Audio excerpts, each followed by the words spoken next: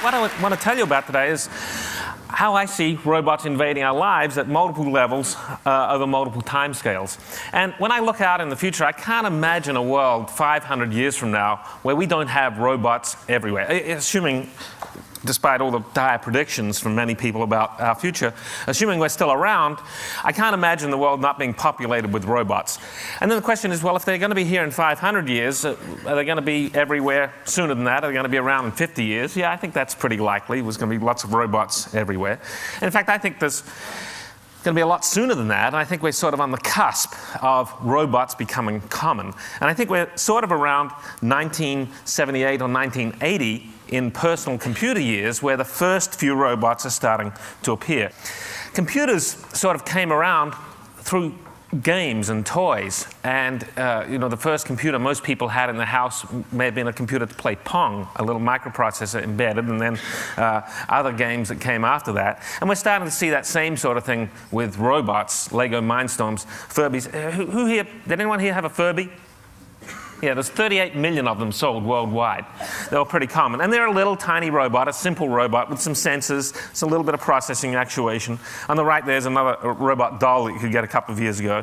And just as in the early days when there was a lot of sort of amateur interaction over computers, you can now get various hacking kits, how to hack books. On the left there is a platform from Evolution Robotics where you put a PC on and you program this thing with a GUI to wander around your house and do various stuff. And then there's higher price point sort of robot toys, the Sony Aibo, and on the right there is one that the NEC developed, the Pepero, which I don't think they're going to release, but nevertheless, those sorts of things are out there. And we've seen over the last 2 or 3 years lawn mowing robots. Husqvarna on the bottom, Friendly Robotics on top there, an Israeli company. And then in the last 12 months or so, we've started to see a bunch of home cleaning robots appear. Top left one is a very nice home cleaning robot from a company called Dyson in the UK, except it was so expensive, $3,500, they didn't release it. But at the bottom left, you see Electrolux, which is on sale. Another one from Kasha. At the bottom right is one that I built in my lab about 10 years ago, and we finally turned that into a product. And let me just show you that. We're going to give this away, I think Chris said after the talk. This is a robot that you can go out and buy, and it will clean up your floor. And it starts off sort of just going around in ever-increasing circles. If it hits something, can people see that? Now it's doing wall following. It's following around my feet to clean up around me. Actually, let's... Oh, who stole my Rice Krispies? They stole my Rice Krispies.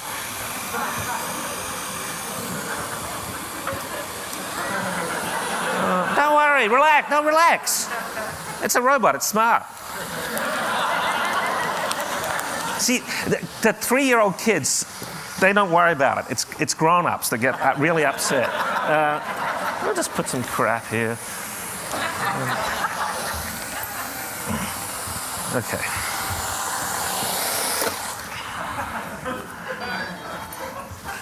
I don't know if you see, so I put a bunch of Rice Krispies there. I put some pennies. Let's just shoot it at that, see if it cleans up.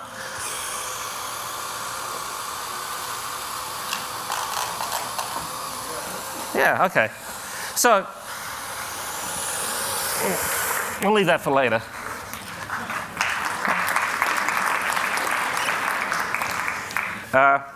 Part of the trick was building a better cleaning mechanism, actually. The intelligence on board was fairly simple. And that's true with a lot of robots. We've also, I think, become sort of computational chauvinists and think that computation is everything, but the mechanics still matter. Here's another robot, the PackBot, that we've been building for a bunch of years. It's a military surveillance robot to go in ahead of troops looking at caves, for instance. But we had to make it fairly robust, much more robust than the robots we build in our labs.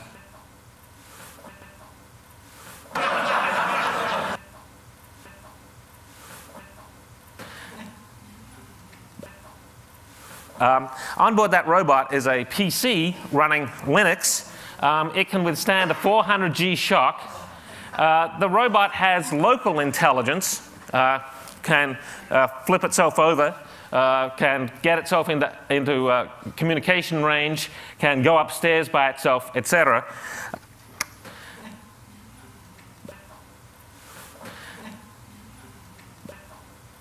Okay, so it's doing local navigation there. Soldier gives it a command to go upstairs, and it does. That was not a controlled descent. Now it's going to head off. And the big breakthrough for these robots really was September 11th. We had the robots down at the World Trade Center late that evening. Couldn't do a lot in the main rubble pile. Things were just there was nothing left to do. But we did go into all the surrounding buildings that had been evacuated and searched for possible survivors in them buildings that were too dangerous to go into. Let's run this video. Battlefield companions are helping to reduce the combat risks. Nick Robertson has that story. Waiting troops. Do we have another one of these? In the battle against Al-Qaeda, speeds forward. Pagbot, the U.S. Army's first battlefield robot, checks the trail ahead and sends back pictures. So this is a corporal who hadn't seen a robot 2 weeks previously. It's going straight and right about here. He's sending robots into caves, brick wall, so it's knocked looking at what's going on. Minutes later, the robot's being totally autonomous. No one put at risk The worst thing that's happened in the cave so far was one of the robots fell down 10 meters. I could see exactly what I could switch cameras so I could see what I need to see. Clearing caves and checking buildings. So 1 year ago, the US military didn't have these robots. Now they're on active duty in Afghanistan every day. And that's one of the reasons I say a robot invasion is happening. There's a sea change happening in where technology is going. Thanks. And over the next couple of months, we're going to be sending robots in production down producing oil wells to get that last few years of oil out of the ground. Very hostile environments, 150 degrees C, 10,000 psi, autonomous robots going down doing this sort of work. But robots like this, they're a little hard to program. How in the future are we going to program our robots and make them easier to use? And I want to actually use a robot here, a robot named Chris. Stand up. Thanks for the warning. Yeah. Okay. Come over here. Now notice he thinks robots have to be a bit stiff. He sort of does that. But I'm going to... I'm just British.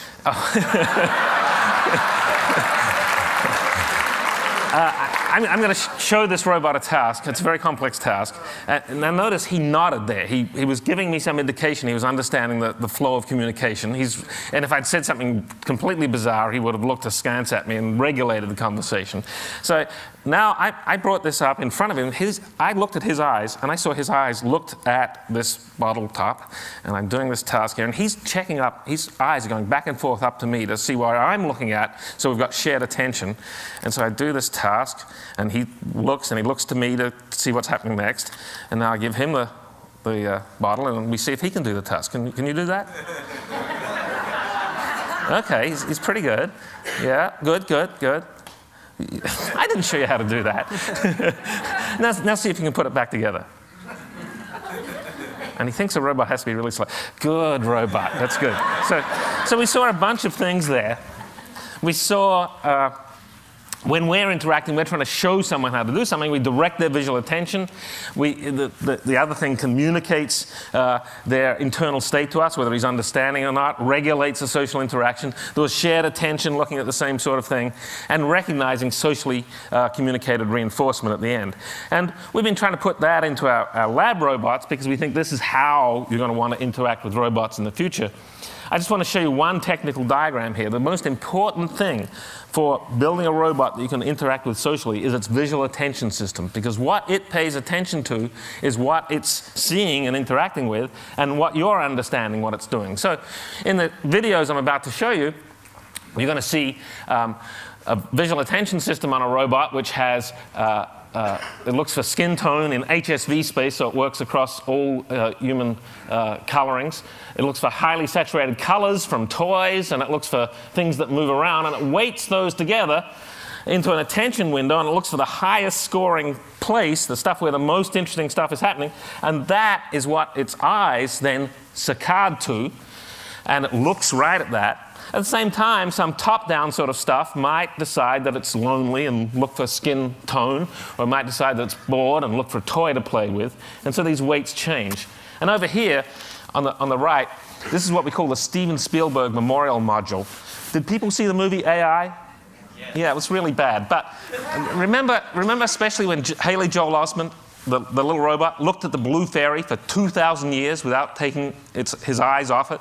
Well, this gets rid of that, because this is a habituation Gaussian that gets negative and more intense as it looks at one thing, and it gets bored, so it will then look away at something else. So once you've got that, and here's a robot, here's Kismet, looking around for a toy, you can tell what it's looking at. You can estimate its gaze direction from those eyeballs covering its camera, and you can tell when it's actually seeing the toy. And it's got a little bit of an emotional response here.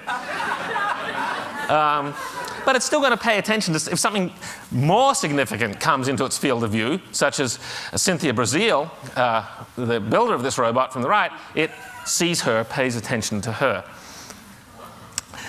Kismet has an underlying three-dimensional emotional space, a vector space of where it is emotionally, and at different places in that space, it expresses. Can we have the volume on here? Can you hear that now out there? Do you really think so? Do you really think so?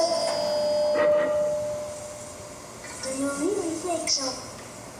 So it's expressing its emotion through its face and the prosody in its voice. And when I was dealing with my robot over here, Chris the robot was measuring the prosody in my voice. And so we have the robot measure prosody for 4 basic messages that mothers give their children pre-linguistically. Here we've got naive subjects praising the robot.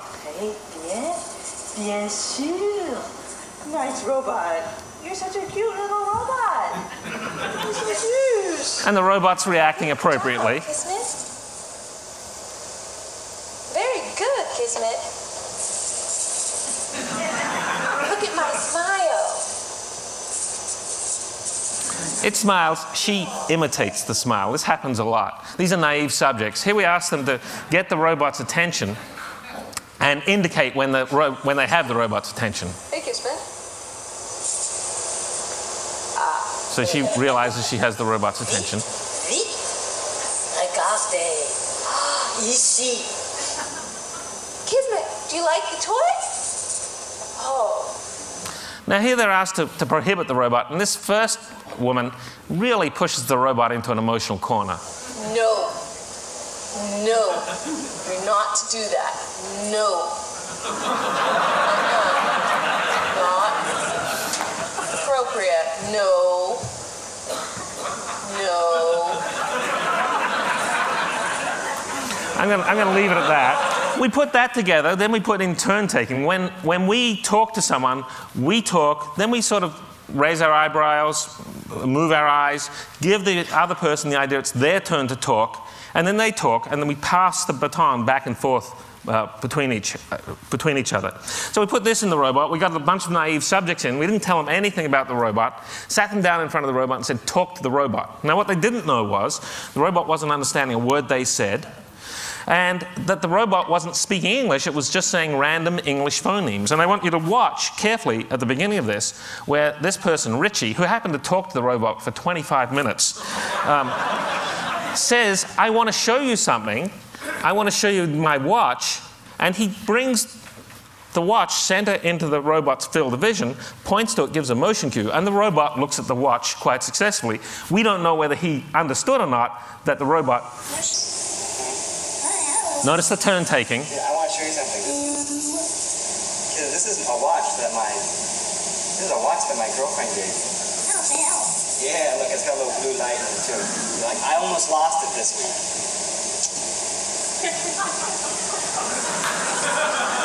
So it's making eye contact with him, following his eyes, and they successfully have that sort of communication. And here's another aspect of the sorts of things that Chris and I were doing. This is another robot cog. They make eye contact, and then when Christy looks over at this toy, the robot estimates her gaze direction and looks at the same thing that she's looking at.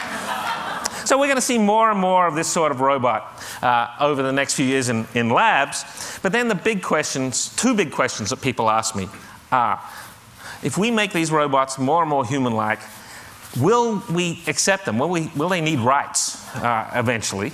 And the other question people ask me is, will they want to take over? And on the first, this has been a very Hollywood theme with lots of movies. You probably recognize these characters here, where in each of these cases, the robots want more respect. Well, do we ever need to give robots respect? They're just machines after all. But I think, we have to accept that we are just machines after all. That's certainly what modern molecular biology says about us. You don't see a description of how, molecule A, comes up and docks with this other molecule, and it's moving forward, propelled by various charges, and then the soul steps in and tweaks those molecules so they connect. It's all mechanistic. We are mechanism. If we are machines, then in principle at least, we should be able to build machines out of other stuff which are just as alive as we are. But I think for us to admit that, we have to give up on our specialness in a certain way. And we've had to retreat from specialness under the barrage of science and technology many times over the last few hundred years at least. 500 years ago, we had to give up the idea that we were the center of the universe when the Earth started to go around the sun. 150 years ago, with Darwin, we had to give up the idea we were different from animals. And to, imagine, it's always hard for us. Recently we've been battered with the idea maybe we didn't even have our own creation event here on Earth, which people didn't like much. And then the human genome said maybe we only have 35,000 genes. And that was really, people didn't like that. We got more genes than that. We don't like to give up our specialness. So, having the idea that robots could really have emotions or that robots could be living creatures, I think is going to be hard for us to accept, but we're going to come to accept it over the next 50 years or so. And the second question is, will the machines want to take over?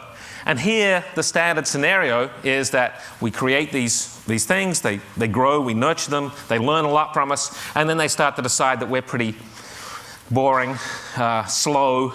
They want to take over from us, and for those of you who have teenagers, you know what that's like. But Hollywood extends it to the robots, and the question is, will someone accidentally build a robot that takes over from us? And that's sort of like this lone guy in the back garden. I accidentally built a 747. I don't think that's going to happen, and I don't think we're going to deliberately build robots that we're uncomfortable with. They're not going to have a super bad robot. Before that has to come to be, a mildly bad robot, and before that a not so bad robot. And we're just not going to let it go that way. So I think I'm going to leave it at that. The robots are coming. We don't have too much to worry about. It's going to be a lot of fun, and I hope you all enjoy the journey over the next 50 years.